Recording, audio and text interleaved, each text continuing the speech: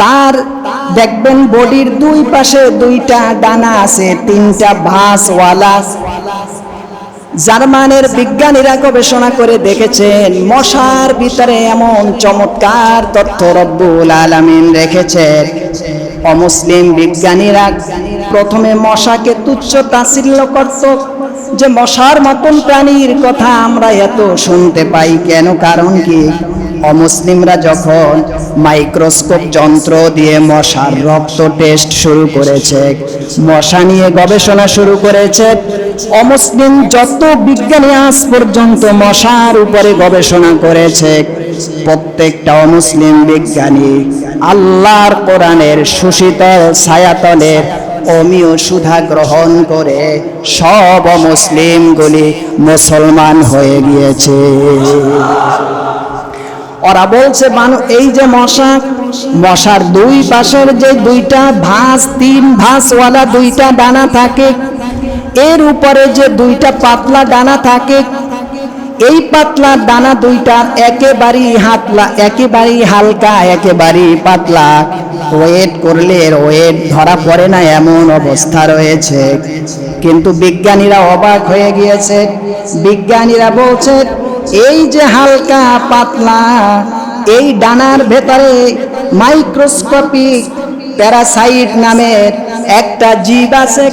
এই microscopic Parasite নামের একটা জীব আছে, ওই জীবটার এমন পাওয়ার রয়েছে, মশা যদি কোথাও বসে যায়, মশা যদি উঠতে না চায়, তাহলে মাইক্রোস্কোপিক প্যারাসাইট জিনিসটার এত পাওয়ার আছে, মশা উঠতে আর উড়াল দিতে না চাইলে ওই মাইক্রোস্কোপিক প্যারাসাইট নামের জীব ওরে ধরে আসমানের দিকে নিয়ে উড়াল দিয়ে যায়।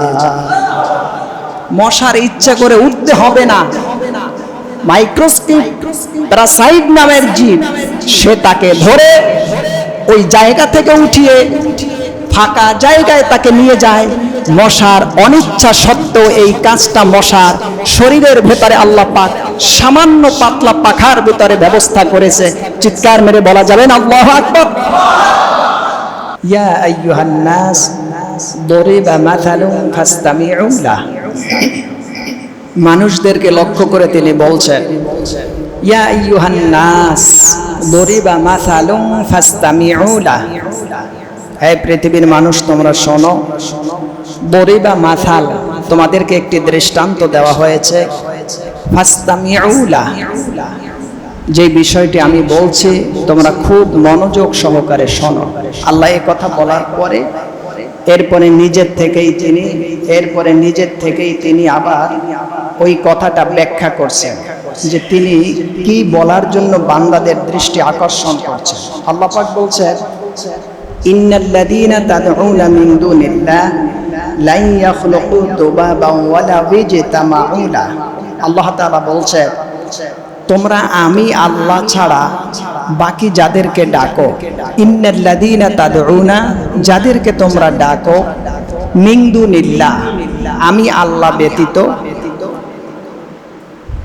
এই যাদেরকে তোমরা ডাকো আমি আল্লাহ ব্যতীত, লা ইয়াখলুকু যুবাবান ওয়ালা ইয়াজতামাউ লাহ, তাদের তোমরা যারা আমি আল্লাহ ছাড়া বাকিদেরকে ডাকো, এই দলে তোমরা যারা আছো, ওয়ালা ইয়াজতামাউ লাহ, সব মানুষগুলির যদি একত্রিত করে, এই তোমার পক্ষের মানুষগুলি এক জায়গায় হয়ে তোমরা যদি চেষ্টা করো, লা ইয়াখলুকু, যদি চেষ্টা করো, ওয়ালা ইয়াজতামাউ লাহ, একটা মশা সৃষ্টি করবে, যদি তোমাদের সম্ভব হয়, তোমার পক্ষের সকল লোকদেরকে ডেকে একত্রিত হয়ে, তারপরে যদি তোমাদের সম্ভব হয়, তোমরা যেহেতু আমি আল্লাহ ছাড়া অন্যদের পূজা অর্চনা করো, উপাসনা দাও, তাহলে আমি আল্লাহ বললাম সবাইকে একত্রিত করে এরপরে যদি সম্ভব হয় একটা মশা কিংবা মাছি তোমরা তৈরি করো। এ কথা বলে আবার আল্লাহ নিজে বলছেন, লা ইয়াখলুকু যুবাবান ওয়ালা ইয়াজতামাউ লাহ, ওয়া ইয়াসলুবহুমুদ দুবাবু শাইআন লা ইয়াস্তানকিদুহু মিনহু। এই সব মানুষ একত্রিত হয়ে যদি একটা মাছি তৈরি করার জন্য চেষ্টা করো, এই মাছি তৈরি করা তো দূরের কথা, মাছি তোমরা যে ভগবান, ভগবতী, ঈশ্বরী যাদেরকে তৈরি করো, এই প্রতিমার সামনে যে তোমরা খাবার দাও, এই খাবারগুলি দেওয়ার পরে এই খাবারের থেকে একটা মশা মাছি খাবার খেয়ে তার ঠোঁটে করে আবার যা নিয়ে যায়, যদি সম্ভব হয় এই উড়ন্ত মাছির ঠোঁট থেকে যে খাবার সে নিয়ে গেল, এটা দেন, যে ঠোঁট থেকে সে মাছিটা খাবার নিয়ে উড়ে গেল, যে ঠোঁট থেকে মাছিটি খাবার নিয়ে উড়ে গেল, যদি সম্ভব হয় তাহলে ওই উড়ন্ত মাছির ঠোঁট থেকে খাবারটা যদি পারো সবাই মিলে ওই ঠোঁটের খাবারটা নিয়ে আসে। কথাটা কি এক চমৎকার বলে। আল্লাহ বলছেন, তোমরা আমি আল্লাহ ছাড়া যাদেরকে প্রতিমা হিসেবে পূজা অর্চনা করো, এই পক্ষে যারা আছো, ইহুদি, খ্রিস্টান, হিন্দু, বৌদ্ধ, নাস্তিক, একমাত্র মুসলমান ছাড়া বাকি সব একত্রিত হয়ে যদি পারো একটা মাছি তৈরি করো। এখন আল্লাহ একথা বলে আবার বলছে, মাছি তো তৈরি করতে পারবাই না, বরঞ্চ তোমরা যাদের সেবা দাও, এদের সামনে যে খাবার নিজেরা দাও, ওই খাবারের থেকে মাছি যে খাবারটা খেয়ে আবার ঠোঁটে নিয়ে উড়ে দেয়, যদি সম্ভব হয় তাহলে এই মাছিকে ধরো আর মাছির ঠোঁট থেকে খাবারটা নিয়ে তারপরে আমার কাছে প্রমাণ দেখাও যে উড়ন্ত মাছিকে আমরা ধরে তার ঠোঁট থেকে খাবারটা রেখে দিতে পেরেছি। তার মানে মাছি তৈরি করাও সম্ভব না, আর ওই মাছির ঠোঁটে যে খাবারটা নিয়ে চলে গেল তাও আবার নতুন করে সব মানুষ একত্রিত হয়ে সেই খাবারটাকে সংগ্রহ করাও আর সম্ভব না। আল্লাহ তাআলা এই প্রতিমা পূজার ক্ষেত্রে মাছির কথা কেন আনলেন, এই মাছির আলোচনায় আমরা প্রবেশ করব ইনশাআল্লাহ। এখন এই যে প্রতিমা পূজাটা যে সমস্ত ভাইয়েরা বোনেরা করে, এই সমস্ত মানুষদের ক্ষেত্রে আল্লাহ পাক মশা মাছির ব্যাপারে দৃষ্টান্ত দিয়েছেন, যা প্রথমতম পারার 4তম পৃষ্ঠার সূরাতুল বাকারার ভিতরে আল্লাহ পাক ইরশাদ করেছেন। আল্লাহ রাব্বুল আলামিন ইরশাদ করেন, কুরআনুল কারীম সূরাতুল বাকারা চমৎকার ভাবে তিনি ইরশাদ করেছেন। আল্লাহ পাক বলেন, ইন্নাল্লাহা লা ইয়াস্তাহি আইয়াদরিবা মাতালাম মা বাউদাতান ফামা ফাওকাহা। আল্লাহ তাআলা বলেন, তোমার রব আল্লাহ তাআলা কোরআনুল কারীমের ভিতরে এই মহান যে শ্রেষ্ঠ কিতাব তোমাদেরকে আমি দিয়েছি, এই কিতাবের ভিতরে যখন মশা মাছির ব্যাপারে আল্লাহ পাক উদাহরণ দিয়েছেন, তখন এক শ্রেণীর কাফের মুশরিকরা সেই ১৫০০ বছর আগে বলেছে যে আল্লাহর এত বড় সম্মানিত কিতাব, এই কিতাবের ভিতরে তিনি কোরআনের মতন কোরআনের ভিতরে কিভাবে মশা মাছির কথা আলোচনা করলেন। কারণ আমাদের দৃষ্টিতে মশা মাছির থেকে সমাজে আর নিকৃষ্ট কোনো প্রাণী নাই। আছে? আপনার আমার দৃষ্টিতে মশা মাছি একেবারেই একটা নিগৃহীত, একটা নিকৃষ্ট, অবহেলিত, অবাঞ্ছিত, আলোচনাহীন একটা প্রাণী, তার নাম হচ্ছে মশা। আল্লাহ তাআলা বলেন, আমি আমার কোরআনের ভিতরে মশা মাছির উদাহরণ দেওয়ার পরে কাফের মুশরিকরা সহ্য করতে পারে না যে আল্লাহ যদি এত বড় হয়ে থাকে আর তার কিতাব যদি এত সম্মানিত হয়ে থাকে, তাহলে সম্মানিত কিতাবের ভিতরে আবার মশা মাছির মতন ক্ষুদ্র অপ্রয়োজনীয় প্রাণীর কেন আলোচনা করলেন। আল্লাহ পাক বলেন, ফামা ফাওকাহা, তোমার আল্লাহর এত বড় কিতাবের ভেতরে, সম্মানিত কিতাবের ভেতরে শুধু মশা মাছি না, গোটা পৃথিবীর মশা মাছি থেকে যদি আরো তোমাদের দৃষ্টিতে কোনো নিকৃষ্ট বিষয় থাকে, সেই বিষয়টাকেও কোরআনের ভিতরে আল্লাহ পাক আলোচনা করা, বয়ান করা লজ্জা ভাবে না। কেন?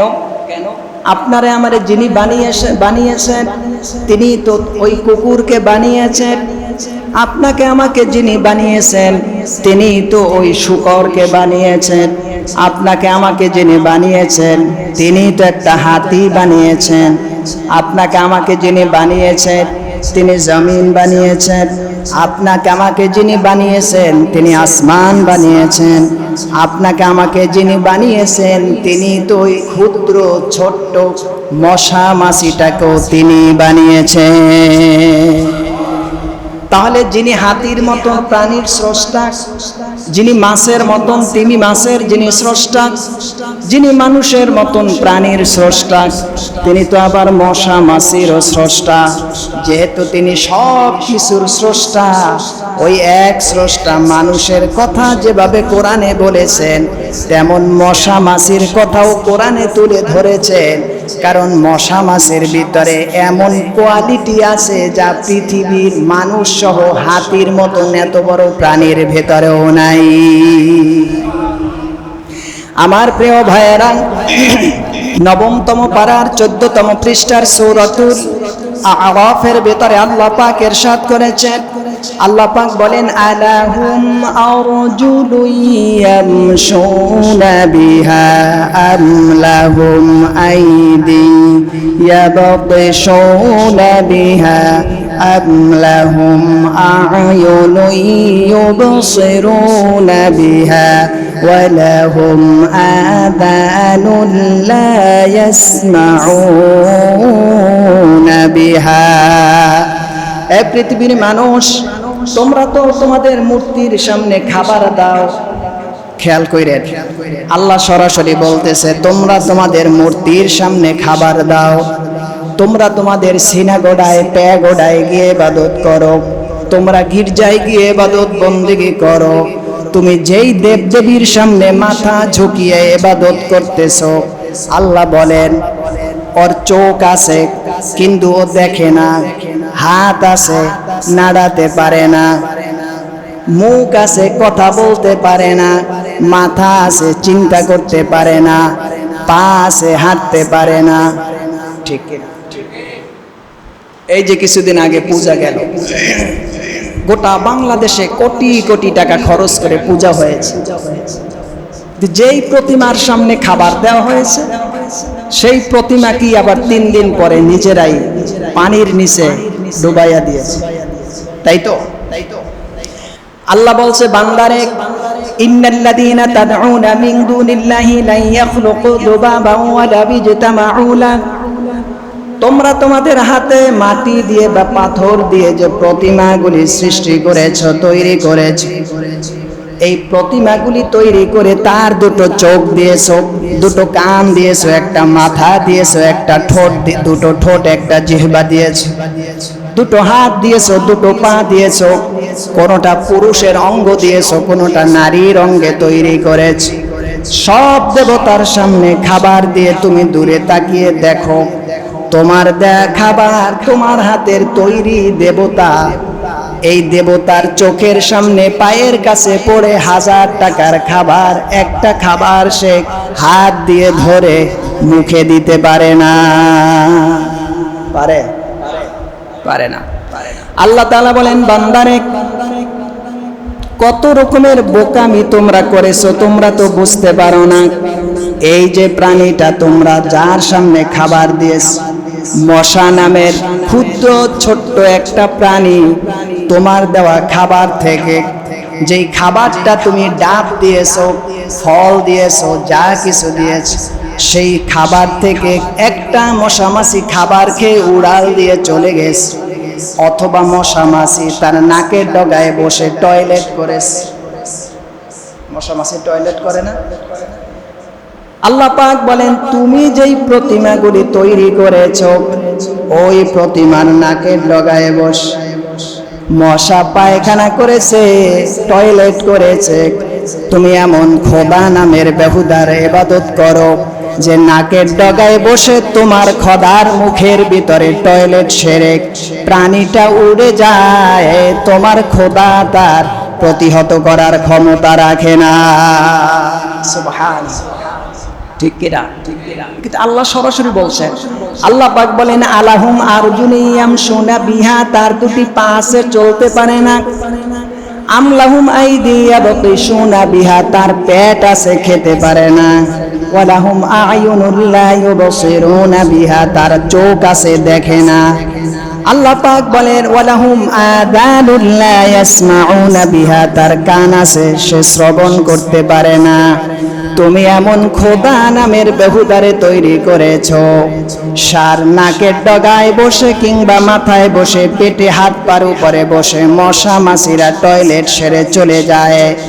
এই মশা মাছিরে প্রতিহত করার মতন ক্ষমতা রাখে না। এই খোদা নামের বেহুদার উপাসনা করে তুমি আমি আল্লাহর সাথে শিরিক করে চিরদিনের জন্য তুমি জাহান্নামী হয়ে যাচ্ছ। আমার প্রিয় ভাইয়েরা, আল্লাহ পাক বললেন এই যে তোমরা প্রতিমাগুলি তৈরি করো, এই প্রতিমার উপরে বসে যদি কোনো মশা মাছি তার সামনে দেওয়া খাবারটা ছো মেরে নিয়ে যায়, যারা তোমরা প্রতিমার পক্ষ অবলম্বন করো, তোমরা সবাই যদি একত্রিত হয়ে তারপরে আমার ক্ষুদ্র প্রাণী মশা যে খাবারটা তোমার প্রতিমার সামনে দেওয়া, ওই খাবারটা নিয়ে উড়াল মেরে চলে গেছে, যদি তোমাদের ক্ষমতা থাকে এই আলট্রা মডার্ন টাইপের আধুনিক যুগে রাইফেল কামান রাডার অস্ত্র দিয়ে যদি সম্ভব হয় আমার মশা মাছিরে ধরে নিয়ে এনে মুখের খাবারটা রেখে দাও, এটা কি সম্ভব? আপনি কি বলতে পারেন যে মশা মাছির মতন প্রাণীকে আল্লাহ পাক প্রতিমার সাথে একই আয়াতে কেন আলোকপাত করছে? আমি এই বিষয়টা নিয়ে একটু গবেষণা করছিলাম এবং আপনাদেরকে গত রমজানের আগে ওয়াদাও দিয়েছিলাম যে মশা মাছি নিয়ে একদিন আলোচনা আসবে। তো আজকের সেই বিষয়টাকে নিয়ে আসার চেষ্টা করেছি যে মশা মাছি নিয়ে আল্লাহ তাআলা এখানে আলোকপাত কেন করলেন। তার এক চমৎকার কারণ আছে। কারণ হচ্ছে এই পৃথিবীতে মশা আর মাছির সংখ্যা হচ্ছে প্রায় ৩৫০০ প্রকার। মশা মাছির প্রকার হচ্ছে ৩৫০০। সুবহানাল্লাহ। কত? এই ৩৫০০ রকমের মশা মাছির মধ্যে পৃথিবীতে আল্লাহ সুবহানাহু ওয়া তাআলা ৩৪০০ প্রকার মশা মাছি মানুষের উপকার করে, আর ১০০ প্রকার মশা মাছি কিংবা তার থেকে কিছু কম বেশি এরা মানুষের কম বেশি কিছু ক্ষতি করে। ২০২২ সালের পরিসংখ্যান বলছে পৃথিবীতে প্রায় ১০ লক্ষ মানুষ মশাজনিত মশাবাহিত রোগে মারা যায়। কত লক্ষ মানুষ? একটু জোরে বলেন। ১০ লক্ষ। সংখ্যাটা কি খুব কম? হিউজ না? ২০২২ সালের পরিসংখ্যান বলছে প্রায় ১০ লক্ষ মানুষ মশাবাহিত জনিত রোগে মারা যায়।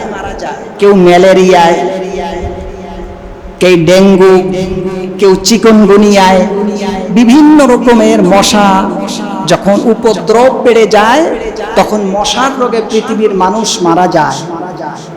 কিন্তু আপনি বলেন এরপরেও সেই মশা থেকে বাঁচার জন্যে আপনার আমার চেষ্টায় কি কোনো ঘাটতি আছে? এই মশা থেকে বাঁচার জন্য আপনি আমি মশারি তৈরি করি। মশা থেকে বাঁচার জন্য কয়েল বানানো হয়েছে, এসিআই, মর্টান, লতা পাতা, নিম পাতা, এই বিভিন্ন পাতা নামে মার্কেটে মশা মারার কয়েল আছে কিনা একটু কথা বলেন। আচ্ছা, তো মশার কয়েল আছে, মশার বিভিন্ন রকমের মেডিসিন তৈরি হয়েছে, এরপরেও কি মশা থেকে বাঁচার কায়দা আছে? আপনি যেই রুমে ঘুমান ওই রুমে মশা সাহেব হাজির। আপনি যেই খাবার সামনে রেখেছেন খাবেন বলে, ওই খাবারের উপরে এসে মশা চুমুক বসিয়ে দিয়েছে। আপনার আমার কোনো পারমিশনও লাগে না। সুবহানাল্লাহ। আপনি আমি ঘুমাবেন কোথায়? আপনি যেই বেডিংটা, যেই বেডটা রেস্ট অ্যান্ড গেস্ট হাউস বানিয়েছেন, বন্ধুদেরকে নিয়ে আড্ডা করার জায়গায় সোফা লাগিয়েছেন, ভিআইপি বাতি বসিয়েছেন, ঝিলিক মিলিক করে কত সুন্দর, কিংবা আপনার পার্সোনাল একটা রুম তৈরি করেছেন, এই জায়গায় আপনি উদ্বোধন করার আগে মিস্টার মশা সাহেবের উদ্বোধন হয়ে গেছে। তার মানে খাবার বলেন, রুম বলেন, টয়লেট বলেন, আর যে কোনো কিছুই বলেন, প্রত্যেকটা জিনিসের উপরে মশার অংশীদারিত্ব হয়ে যায়।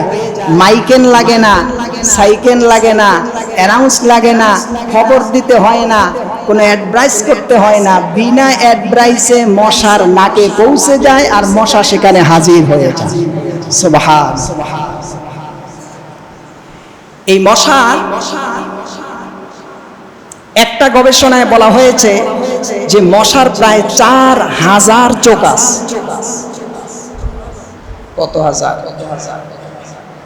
এজন্য মশার চোখে এত পাওয়ার যে তার যে নাকের ডগার উপরে 2টা সেন্সর আছে।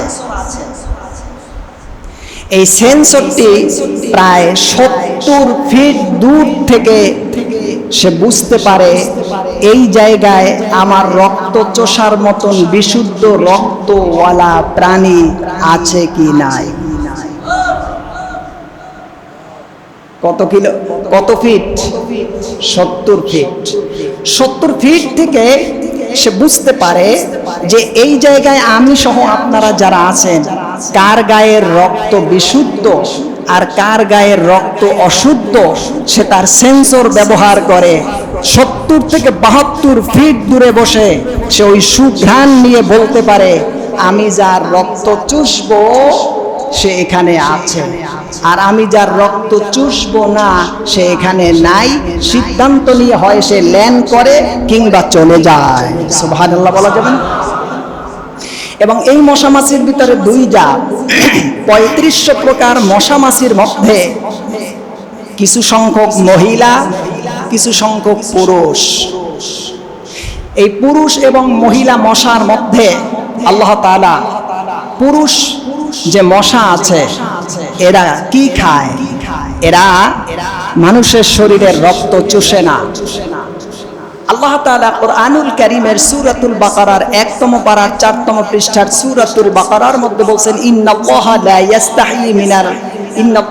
ইয়াস্তাহি আন ইয়াদরিবা মাসালাম মা বাউদাতান। এই বাউদাতান শব্দ নিয়ে বিজ্ঞানীরা গবেষণা করেছেন। ওনারা দেখেছেন যে বাউদাতান মানে বলা হয়েছে মহিলা মশার কথা, কারণ মানুষের শরীর থেকে রক্ত যারা চুষে খায় বা হুল যারা ফুটায় এরা পুরুষ মশা না, শরীর থেকে রক্ত টেনে চুষে বের করে যে মশা খায় তারা মহিলা মশা। এরা কি মশা? পুরুষ মশা কি খায়? সুবহানাল্লাহ। আমার প্রিয় ভাইয়েরা, এই প্রতিমার সাথে এই আয়াতের ভিতরে আল্লাহ পাক কেন মশা মাছির কথা বলেছেন? মহিলা মশা যারা আছে তারা পুরুষ নারী সবার শরীর থেকে রক্ত চুষে তারপরে খায়, আর পুরুষ নামের যত মশা আল্লাহ সৃষ্টি করেছে তারা মানব শরীর থেকে কোনো রক্ত চুষে খায় না। তারা যেই জিনিসটা খায় সেটা হচ্ছে আম, জাম, কাঁঠাল, কলা, বাতাবি, লেবু, আনার, বেদানা, সকল ফলের গাছে বসে ফলের রক্ত, ফলের রসগুলি তারা চুষে চুষে খায়। আমার প্রিয় ভাইয়েরা, একটা মশার মাথার উপরে 100 চোখ আছে। এই চোখ দিয়ে সে সব জিনিসকে অবলোকন করতে পারে। তার দেখবেন বডির 2 পাশে 2টা ডানা আছে, 3টা ভাঁজওয়ালা। জার্মানের বিজ্ঞানীরা গবেষণা করে দেখেছেন মশার ভিতরে এমন চমৎকার তথ্য রব্বুল আলামিন রেখেছেন। অমুসলিম বিজ্ঞানীরা প্রথমে মশাকে তুচ্ছ তাচ্ছিল্য করত, যে মশার মতন প্রাণীর কথা আমরা এত শুনতে পাই কেন? কারণ কি, অমুসলিমরা যখন মাইক্রোস্কোপ যন্ত্র দিয়ে মশার রক্ত টেস্ট শুরু করেছে, মশা নিয়ে গবেষণা শুরু করেছে, অমুসলিম যত বিজ্ঞানী আজ পর্যন্ত মশার উপরে গবেষণা করেছে, প্রত্যেকটা অমুসলিম বিজ্ঞানী আল্লাহর কোরআনের সুশীতল ছায়াতলের অমীয় সুধা গ্রহণ করে সব মুসলিমগুলি মুসলমান হয়ে গিয়েছে। ওরা বলছে এই যে মশার দুই পাশের যে দুইটা ভাঁজ, 3 ভাঁজওয়ালা দুইটা ডানা থাকে, এর উপরে যে দুইটা পাতলা ডানা থাকে, এই পাতলা ডানা দুইটা একেবারেই হালকা, একেবারেই পাতলা, ওয়েট করলে এর ওয়েট ধরা পড়ে না এমন অবস্থা রয়েছে। কিন্তু বিজ্ঞানীরা অবাক হয়ে গিয়েছে। বিজ্ঞানীরা বলছে এই যে হালকা পাতলা এই ডানার ভেতরে মাইক্রোস্কোপিক প্যারাসাইট নামের একটা জীব আছে। এই মাইক্রোস্কোপিক প্যারাসাইট নামের একটা জীব আছে। ওই জীবটার এমন পাওয়ার রয়েছে, মশা যদি কোথাও বসে যায়, মশা যদি উঠতে না চায়, তাহলে মাইক্রোস্কোপিক প্যারাসাইট জিনিসটার এত পাওয়ার আছে, মশা উঠতে আর উড়াল দিতে না চাইলে ওই মাইক্রোস্কোপিক প্যারাসাইট নামের জীব ওরে ধরে আসমানের দিকে নিয়ে উড়াল দিয়ে যায়। মশার ইচ্ছা করে উঠতে হবে না, মাইক্রোস্কোপিক প্যারাসাইট নামের জীব সে তাকে ধরে ওই জায়গা থেকে উঠিয়ে ফাঁকা জায়গায় তাকে নিয়ে যায়। মশার অনিচ্ছা সত্ত্বেও এই কাজটা মশার শরীরের ভেতরে আল্লাহ পাক সামান্য পাতলা পাখার ভেতরে ব্যবস্থা করেছে। চিৎকার মেরে বলা যাবে না আল্লাহু আকবার। মশার রয়েছে 48টি দাঁত, মশার রয়েছে 6টি চাকু, মশার রয়েছে আপনার আমার শরীরে বসে যখন যেই জায়গা থেকে রক্ত চুষবে ওই জায়গায় বসার পরে যেই সুরটি আপনার আমার শরীরে এসে প্রবেশ করায়, দেখবেন বসার পরে সুরটা দিয়ে আশেপাশে জায়গা নাড়া দেয়। কোন জায়গা থেকে খুব সহজে রক্ত চোষা যাবে, ওই যে সুরটি রয়েছে সুরের ভেতরে তার একটা জাগ্রত অনুভূতির সৃষ্টি আল্লাহ পাক দিয়েছেন। সে সুরটা দিয়ে খুঁজে খুঁজে বসে আস্তে আস্তে করে যেই জায়গা থেকে খুব সহজে রক্ত চোষা যায়, সে ঠিক সেই জায়গাটাই তার সুরটা দিয়ে রক্ত চোষণ শুরু করে দেয়। বলেন সুবহানাল্লাহ। মশার এই মাথার উপরে 100 চক্ষু, 48টি দাঁত। এই মশার ভেতরে আরো এমন চমৎকার, এমন অকল্পনীয় জিনিস আল্লাহ পাক দিয়েছেন, যেই মশাটি 72 থেকে 70 ফিট জায়গার মধ্যে তার কোনো শত্রু আছে কিনা সেটা সে ক্যাচ করে মেধা দিয়ে সে জায়গায় হয় ল্যান্ড করে অথবা পূর্বাভাস বুঝে সেখান থেকে চলে যায়। বর্তমান বোমারু বিমান যারা আবিষ্কার করছে, এই বোমারু বিমান যারা আবিষ্কার করে বিভিন্ন এক রাষ্ট্র জায়গা থেকে 1000 মাইল দূরে যারা শত্রু পক্ষকে টার্গেট করে যারা বোম পাঠায় নির্দিষ্ট গন্তব্যে, তারা তাদের স্যাটেলাইট মিডিয়ার মাধ্যমে কিংবা এরকমের রাডার সিস্টেমের মাধ্যমে তারা আজ বর্তমানে হাজারো হাজারো বছর পরে তারা এই বিষয়গুলি রিসার্চ করে বের করেছে। কিন্তু আল্লাহ পাক 1500 বছর আগে কোরআনুল কারীমের ভেতরে ইরশাদ করেছে যে লা ইয়াখলুকু দুবাবান ওয়ালা বিজতামাউলা, আমি যে মশামাছি তৈরি করেছি তার ঠোঁটে প্রতিমার সামনে থেকে যে খাবারগুলি নিয়ে বিদায় হয়ে যায়, উড়াল মারে, তোমরা যারা তোমাদের হাতে প্রতিমাগুলি তৈরি করা এদের সেবা দাও, পূজা দাও, উপাসনা করো, এদের খাবার দাও, এদের সামনে মাথা ঝুঁকাও। যদি তোমরা সব এক হয়ে আমি আল্লাহর একটা মাছির ঠোঁটে যে খাবার নিয়ে উড়াল মারলো ক্ষমতা থাকলে এদেরকে ধরে এনে ঠোঁটের খাবারটা রেখে দাও। এটা কি কিয়ামত পর্যন্ত সম্ভব? আদৌ সম্ভব। আপনি দেখেন মশা দিয়ে আল্লাহ পাক আরো কি ব্যাপক এক কাহিনী ঘটিয়েছে। মশা যে শুধুমাত্র পৃথিবীতে বসবাস করে এমন নয়, এই মশা মাকড়সার খাবার, এই মশা ব্যাঙের খাবার, এই মশা গিরগিটির খাবার, এই মশা টিকটিকির খাবার। সুবহানাল্লাহ। এই মশা আরো যে এক চমৎকার প্রাণীর খাবার, সেটা হচ্ছে মাছের খাবার। এই মশা খায় বলেই মাছ ডিম পারে, আর সেই ডিম খেয়ে মশা খেয়ে মাছ বাঁচে, মাছের তাতে ডিম হয়, সেই ডিমে বাচ্চা হয়, সেই বাচ্চা নামের মাছগুলি খেয়ে আল্লাহ পাকের প্রাণী নামের সর্বশ্রেষ্ঠ মাখলুকাত আল্লাহর কদমে সিজদা দেয়। এজন্য আমরা মাছে ভাতে বাঙালি, ঠিক না? আমার প্রিয় ভাইয়েরা, এই মাছের কি পাওয়ার আল্লাহ পাক দিয়েছেন। আল্লাহ সুবহানাহু ওয়া তাআলা এই মাছি উত্তর মেরু দক্ষিণ মেরু পৃথিবীর দুই প্রান্তে ঝাঁকে ঝাঁকে বসবাস করে। এই মশার এত পাওয়ার আছে, এত ক্ষমতা আছে, এই মশা যদি কোথাও ঝাঁকে ঝাঁকে একবার রওনা করে, গ্রাম সে গ্রাম খেয়ে ফেলতে পারে। কি হাতি বলেন, কি গাছ বলেন, কি মাছ বলেন, কি মানুষ বলেন, মশা যদি কোথাও মিছিল করে বের হয়ে পড়ে, পৃথিবীর কোনো প্রাণীর অস্তিত্ব থাকবে না। সেজন্য এই মাছিটাকে আল্লাহ পাক সৃষ্টি করে আবার নিজে কন্ট্রোলের ব্যবস্থা রেখে দিয়েছে। এজন্যই তো আল্লাহ পাকের চরম এক জালেম শত্রু ছিল নমরুদ। এ মরছে কিতে? মরছে কিতে?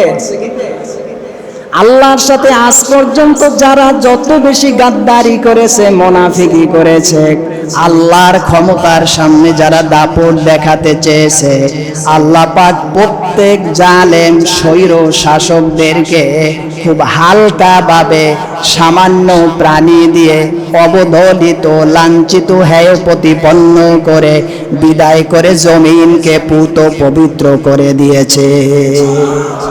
ফিরাউন কয় আনা রাব্বুকুমুল আ'লা, আর আ'লা শব্দের অর্থ হচ্ছে সব থেকে শ্রেষ্ঠ, সব কিছুর উপরে আমি শ্রেষ্ঠ। নমরুদ সে বলে, আরে ইব্রাহিম, তুমি যে এই খোদার দাওয়াত দাও, এ খোদারে তো আমি হত্যা করব। নাউজুবিল্লাহ। কি কস বেটা, আল্লাহরে হত্যা করবি? কহ চারপাশে 400 শকুন, মাঝখানে একটা সিংহাসন, এরপরে তীর বিদ্ধ করে একেবারে এই শকুন দিয়ে উড়াতে উড়াতে উড়াতে উড়াতে একেবারে 1000 মাইল উপরে গেছে, তীর মারছে। আল্লাহ তাআলা ফেরেশতাদের ডেকে বলে, ফেরেশতা, নমরুদের কষ্ট বৃথা যাবে কে? এই তীরের মাথায় রক্ত মাইখা নিচে জমিনে তীর পাঠিয়ে দেয়। ফেরেশতারা তীরের মাথায় রক্ত লাগিয়ে পাঠিয়েছে। নমরুদ খারাপ লোকের চিন্তা হইলো খারাপ, কি কয়, যে খারাপ তার চিন্তাটাও কি খারাপ, আর যে ভালো তার চিন্তাটাও কি ভালো। তো নমরুদ তীরের ভিতরে রক্ত দেখে কয়, দেখছো ইব্রাহিম, তোমার খোদা ঢিসমিস সানডে মানডে ক্লস। নমরুদকে আল্লাহ পাক সাইজ করলেন মশা দিয়ে, ফিরাউনকে সাইজ করলেন পানি দিয়ে। নবী করিম সাল্লাল্লাহু আলাইহি ওয়াসাল্লামের সাথে বেয়াদবি করেছে আবু জেহেল, ওরে সাইজ করছে সামান্য ছোট্ট ছোট্ট দুইটা বালকের হাতে বেইজ্জতি করে লাঞ্ছিত অবস্থায় দুনিয়া থেকে বিদায় করে দিয়েছে। টাইটানিক বাংলাদেশে বিশ্বের ভিতরে এখন থেকে 100 বছরের কাছাকাছি প্রায় আবিষ্কার করেছিল, লঞ্চ করেছিল আটলান্টিক মহাসাগরের ভেতরে এক সফরে, কিন্তু আল্লাহর সাথে গাদ্দারি করে বলেছিল, এটা তোমরা যারাকে আল্লাহ বলে স্বীকার করো, তার ক্ষমতা দিয়েও আমার টাইটানিককে কিছুই করতে পারবে না। আল্লাহ পাক চূড়ান্ত সিদ্ধান্ত নিয়েছেন, ইন্না বাতশা রাব্বিকা লাশাদীদুন ইন্নাহু হুয়া ইউবদিউ ওয়া ইউঈদ। আল্লাহ পাক সিদ্ধান্ত নিয়েছেন, আর সেই এত শক্তিশালী টাইটানিকের মাথায় সামান্য পানির আইস মানে বরফের পানিতে ধাক্কা লেগে আস্তে আস্তে তা পানির নিচে তলিয়ে যায়। আজকের আধুনিক বিজ্ঞান পর্যন্ত এখনো টাইটানিককে উদ্ধার করার ক্ষমতা নাই, ঠিক কিনা বলে? এই টাইটানিক দেখার জন্য শখ লেগেছিল কিছু মানুষের। গত প্রায় 2.5 বছর আগে সেই টাইটানিক দেখতে একদল মানুষ রওনা দিয়েছিল না? বেশ কিছুদিন যাত্রার পরে যখন তারা পানির নিচে চাপা পড়ে অক্সিজেন শূন্য হয়ে এরপরে যখন তারা মারা গেল, তাদেরকে উদ্ধার করতে আবার কেউ কেউ যাবে চিন্তা ভাবনা করছে। অপরিশেষে চিন্তা ভাবনা করে দেখে এই খেলার মূল মাস্টার মাইন্ড, এই ফলাফল যিনি ঘটিয়েছেন তিনি আল্লাহ, তার সাথে পাল্লা দিয়ে কেউ পারে নাই, কিয়ামত পর্যন্ত পারবে না, আজ পর্যন্ত কারো দ্বারা সম্ভব হয় নাই। অতএব আল্লাহর সাথে পাল্লা দেওয়া কোনো মাখলুকের সম্ভব নয়, ঠিক কিনা বলে? এজন্য আমার আল্লাহ বলছেন, তোমরা আমার ক্ষুদ্র প্রাণী মাছিকে বলতেছো এটা সামান্য। আরে আমার মাছি দানার ভেতরে আমি যে জীবটা রেখেছি সেই জীবটাকে আবিষ্কার করার ক্ষমতাই তো তোমরা বিজ্ঞানীদের মাথার 14 গোষ্ঠীর ভিতরে নাই, বলেন ঠিক কিনা? আমার প্রিয় ভাইয়েরা, এই মশা মাছি দিয়ে আল্লাহ পাক আরো কি করেছেন দেখেন। এই মশা মাছি টিকটিকির খাবার, এই মশা মাছি ব্যাঙের খাবার, এই মশা মাছি মাকড়সার খাবার। মশা 72 ফিট দূর থেকে সব কিছু অনুমান করতে পারে। আবার মশা কত বড় বোকা, মাকড়সা যখন একটা জাল বাঁধে, জাল বাঁধার পরে মাকড়সার ক্ষুধা লাগছে, ওই মাকড়সা একটা ঘর বানিয়ে একটু দূরে ওট পেতে বসে থাকে। মাস্টার মশা সাহেব তুমি উড়াল দিবা, এখানে আটকা পড়বা, আর তোমারে ধরে আমি মাকড়সা খাবার খেয়ে পেটের ক্ষুধা নিবারণ করে নিব। আরো জোরে সুবহানাল্লাহ বলবেন না? তাহলে যেই মশা 72 ফিট থেকে সবকিছু ধরতে পারে, আবার সেই মশা চোখের সামনে মাকড়সার জালে বেজে যায়, এটা দেখতে পায় না। চিৎকার মেরে সুবহানাল্লাহ বলবেন না? এর কারণ কি জানেন?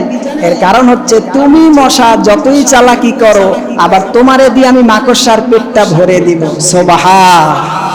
হুদহুদ একটা পাখির নাম আপনারা শুনেছেন। সেই সুলাইমান আলাইহিস সালাতু ওয়াস সালামের বার্তাবাহক ছিল হুদহুদ। সেই হুদহুদ 1000 মাইল উপরে বসে নিচের দিকে তাকালে সব দেখতে পেত।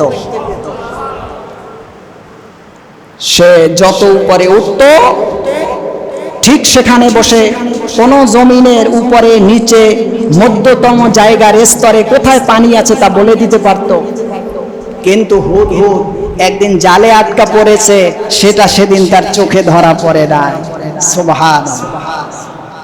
আমার প্রিয় ভাইয়েরা, আমি কি বুঝাতে চাচ্ছিলাম, যেই মাকড়সার এত পাওয়ার আছে, এই মাকড়সা আপনার আমার কি উপকার করে। পুরুষ মশা মাছিগুলি ওই যে বলেছিলাম ফলের উপরে ফুলের উপরে বসে তারা মধু আহরণ করে খায়, তারপরে বেঁচে থাকে। এই যে পরাগায়ন পদ্ধতি, স্বামী স্ত্রীর মিলন মেলা, এটা ছাড়া কোনো প্রাণী একটা থেকে আরেকটা বৃদ্ধি পেতে পারে না। এখন গাছ একটা এই জায়গায়, আরেকটা ওই জায়গায়, একটা আরেকটার সাথে মিলন হবার কোনো সম্ভাবনা নাই, কারণ গাছ হাঁটতে পারে না। আল্লাহ পাক বলেন, ও গাছ তোমার প্রত্যেকটা শাখা প্রশাখায় আমি আল্লাহ পাক ফল পৌঁছে দিব, চিন্তা করো না। সেজন্য মশা মাছি পুরুষওয়ালা মশারা ওই ফুলের ডগার উপরে বসে ফুল খাবার পরে আবার আর একটা গাছে গিয়ে বসার কারণে একটা নারী আর একটা পুরুষ, দুই ফুলের মিলন মশা আর মাছি করে দিয়ে পরাগায়ন পদ্ধতির মাধ্যমে তুমি আমি যত সকালবেলার বাজার করে যত ফল কিনো আর যত ভেজিটেবল বা শাকসবজি কেনো, সব কিছুর মূলে ওই মশা মাছির মিলন মেলার কারণে খাবার তৈরি হয়। তাহলে মানুষ বেঁচে থাকার ক্ষেত্রে মশার ভূমিকা অপরিসীম। সুবহানাল্লাহ। আমার প্রিয় ভাইয়েরা, এই মশার কেমন এক কাহিনী আল্লাহ ঘটালেন। মশাকে রাইফেল দিয়ে মারা যাবে না, বোমারু বিমান দিয়েও মারা যাবে না, মশাকে আপনি কোনোভাবেই মারতে পারবেন না। আপনার আমার শরীরে বসেছে, আপনি দেখতে পাচ্ছেন রক্ত চুষে নিচ্ছে, খুব কায়দা করে আপনি মারা পর্যন্ত পৌঁছে গেলেন। আপনি যখন টাচ করবেন, টাচ ঠিকই যেখানেরটা সেখানে লেগেছে, মাঝখান থেকে মশা উড়াল দিয়ে চলে। ওই যে 72 ফিট, 70 থেকে 72 ফিট সেন্সরে ধরা পড়ে আসতেছে, আপনি আমি যখন টাচ দিছেন মাঝখান থেকে বের হয়ে চলে গেছে। আল্লাহু আকবার বলো। এজন্য আল্লাহ পাক বলেন লা ইয়াখলুকু যুবাবান ওয়ালা বিজতামাউলা, সব একত্রিত হও, দেব দেবী পূজা অর্চনা যে যাহা যেথায় বসে করো, সবাই একত্র হও। এরপরে তোমার প্রতিমার সামনে দেওয়া আমি আল্লাহ পাক যে খাবার খাদ্য দিয়েছি, তাই তো আবার তোমার প্রতিমার সামনে তুমি দাও। দেওয়ার পরে ওইখান থেকে মশার ঠোঁটে করে সৌ মেরে যতটুকু নিয়ে উড়াল দিয়েছে, যদি ক্ষমতা থাকে তাহলে ওই মশাকে ধরে নিয়ে এসে ঠোঁট থেকে খাবারটাকে রেখে দাও। বলেন সুবহানাল্লাহ। এটা কি কোনো মানুষ দিয়ে সম্ভব? আদৌ সম্ভব নয় আমার প্রিয় ভাইয়েরা। সেজন্য এই মশা আপনার আমার জীবনে অনেক উপকার করে। আপনি আমি না তাকালে বুঝবো না কি উপকার করে। দেখেন, মশার জন্য যত কয়েল বা ফ্যাক্টরি তৈরি করা হয়েছে, সেই ফ্যাক্টরিতে কাজ কি মশায় করে? কারা করে? মানুষ। যত গ্লোব আবিষ্কার হচ্ছে, কয়েল আবিষ্কার হচ্ছে, মশাকে মারার জন্য কিংবা মশার নির্যাতন থেকে বডিকে হেফাজতের জন্য, এই সব ফ্যাক্টরিগুলির কর্মচারী কারা? মানুষ। আল্লাহ দেখায় আমার এক প্রাণী হতাহত করতে, তাকে দূর করতে ফ্যাক্টরি বানিয়েছি, তোদের ওইখানে কর্মজীবিকার ব্যবস্থা করে দিয়েছি। আর একটা মেশিন আবিষ্কার করতেছে, মশা মারতেও পারবি না, কিছু না, ওই মশা দূর করতে ফ্যাক্টরি আবিষ্কার হয়েছে, ফ্যাক্টরিতে কাজ কর, আর এর বিনিময়ে মাসের শেষে টাকা পে ফ্যামিলিরে বাঁচা। শুধু তাই নয়, মশার থেকে বাঁচার জন্য যুগ যুগ ধরে আবিষ্কার হয়েছে মশারি। কি গো, মশারি নাই এমন কোন ফ্যামিলি আছে? আচ্ছা, এই মশারি যত মানুষ কাটছেন টেইলার্স হিসাবে আর বানাচ্ছেন, এই মশা সকল প্রতিরোধ থেকে বাঁচার জন্য আপনি আমি যতই প্রতিরোধ গড়ে তুলতেছি, এই মশারি কেনে কে মশায়?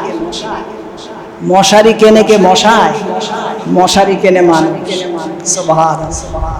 তো যে বানালো তার টাকা লাগবে, যে কিনলো সে মশা থেকে বাঁচবে। মাঝখান থেকে তুমি শান্তিতে ঘুমাইলা, টাকা নিয়ে ওই দর্জি বা ওই টেইলার্স সে তার জীবিকার ব্যবস্থা হয়ে গেছে। তাহলে এক মশা দিয়ে মানুষের রিস্কের ব্যবস্থা আল্লাহ পাক করেছে। অতএব মশা পৃথিবীতে 3500 প্রকারের আছে, এর ভিতরে প্রায় 3400 প্রকার মশাই মানুষের উপকার করে। সামান্য কিছু সংখ্যক মশা এসে একটু ডিস্টার্ব দেয়, এই ডিস্টার্বটা দেয় বলেই তো আপনি আমি বুঝি মশার সামনে আপনি আমি কিছু না। ঠিক কিনা?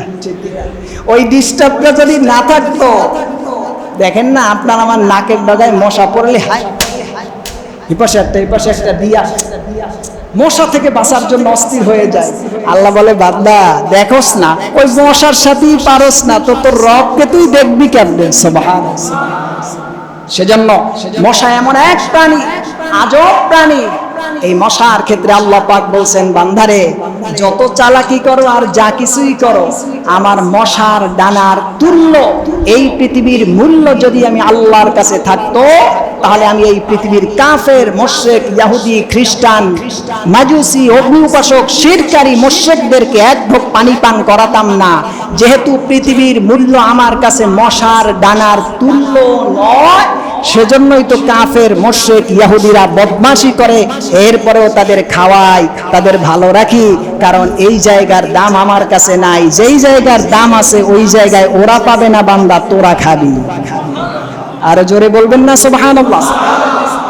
আমার প্রিয় ভাইয়েরা, সেজন্যই তো রব্বুল আলামিন আপনাকে আমাকে কোরআনুল কারীমের ভিতরে চমৎকার ভাবে ইরশাদ করেছেন। আল্লাহ পাক বলেন, ওয়া ইয়াসলুব হুমুযুবাবু শাইআন লা ইয়াস্তানকিদুহু মিন দাউফাত তালিব ওয়াল মাতালুব। পাক বলেন বান্দারে এই প্রাণী সামান্য তোমার কাছে যেটা একেবারে অবহেলিত হয়ে আছে, তুমি যেটাকে একেবারে দাম দাও না, এমন দামহীন একটা প্রাণী তোমার কাছে আসার পরে তার আক্রমণ থেকে নিজে বাঁচার চেষ্টা করো, তাও পারো না। কারণ হচ্ছে আমি একটা মশা তোমারে ডিস্টার্বের ভিতরে রেখে বুঝাতে চাই, সামান্য মশার সাথে পারার ক্ষমতা তোমার নাই। তুমি একটা হাতির সাথে পারার ক্ষমতা তোমার নাই, বাঘের সাথে পারার ক্ষমতা তোমার নাই, একটা তিমি মাছের সাথে তোমার ক্ষমতা দেখানোর কিছুই নাই। তোমার ক্ষমতাটা এত সামান্য, এত নগণ্য, এতটাই ক্ষুদ্র, তোমার ক্ষমতার কোনো অস্তিত্ব বলতে কিছুই নাই। শুধুমাত্র লাকাদ খলাকনাল ইনসানা ফি আহসানি তাকওয়িম সুম্মা ওয়াদাদনাহু আসফালা সাফিলিন। বান্দারে তোমার অবয়ব গঠন কাঠামো দিয়ে শ্রেষ্ঠ বানিয়ে দিয়েছি বলে তুমি শ্রেষ্ঠ। আমি আল্লাহর জবান মোবারক থেকে যদি তোমার শ্রেষ্ঠত্ব আমি বর্ণনা না করতাম, কিয়ামত পর্যন্ত তুমি হাতির সামনে দাঁড়ালে তোমারে বস মানত। আসতে বলেন, বাঘের সামনে দাঁড়ালে বস মানত। আল্লাহ পাক বলেন আমি তোমার ওয়াদালনাহা লাহুম ফামিনহা রাকুবুহুম ওয়া মিনহা ইয়াকুলুন ওয়া লাহুম ফিহা মানাফিউ ওয়া মাশারিব আফালা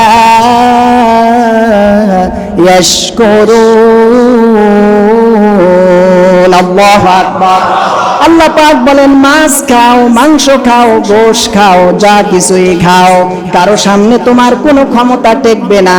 একটা কাকড়ার 2টা কামড় খেলে তুমি অসুস্থ হয়ে যাও, একটু পেটে ব্যথা হলে তার থেকে শ্রেষ্ঠ বড় রোগ আছে বলে তোমার মাথায় তখন থাকে না। পাতলা পায়খানা হয়ে গেলে তোমার থেকে দুর্বল পৃথিবীতে কেউ থাকে না। তার মানে তোমার কোনো দাম নাই, তোমার কোনো নাম নাই, তোমার কোনো সম্মান নাই। একমাত্র আমি আল্লাহরে যে আল্লাহ বলে স্বীকার করো, সেজন্য তোমার পক্ষে আমি আল্লাহ নিজে অ্যাডভাইস করে সব মাখলুকের কাছে তোমারে দামি বানিয়ে দিয়েছি।